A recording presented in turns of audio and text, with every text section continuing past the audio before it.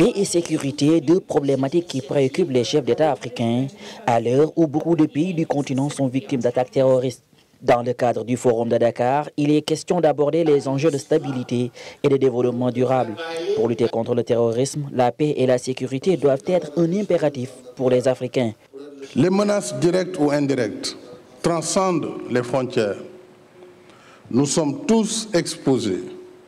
Plus personne n'est individuellement à l'abri.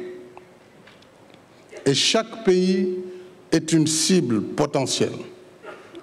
Face aux menaces, la coopération entre États ne se pose plus comme un devoir de solidarité, mais bien comme un impératif d'intérêt commun dont la prise en charge conditionne tout ce qui reste, y compris les tâches de développement économique et social.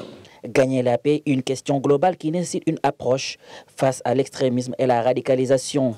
La sécurité en Afrique appartient aux Africains, dira la ministre française des Forces armées. Des initiatives se lancent. Elles montrent la force de la coopération et du multilatéralisme.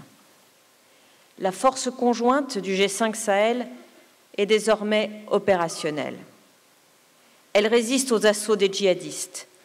Elle mène ses propres opérations et elle emporte des victoires.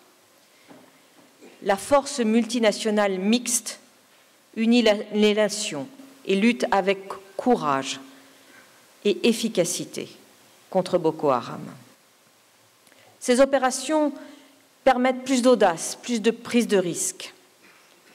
Elles prennent notamment le risque si délicat, si difficile, de lutter sans compter contre le terrorisme. L'Union africaine, pour sa part, soutient la force G5 Sahel pour lutter contre le terrorisme. Mais l'urgence est de régler la question de la gouvernance en Afrique. Je crois que si on regarde l'ensemble des phénomènes d'insécurité qu'il y a sur le continent, beaucoup d'insécurité a à faire avec les problèmes de gouvernance.